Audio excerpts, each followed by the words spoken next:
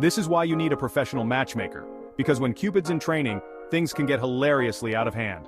Picture this: a quiet, book-loving introvert, whose idea of a wild night is flipping through the pages of War and Peace.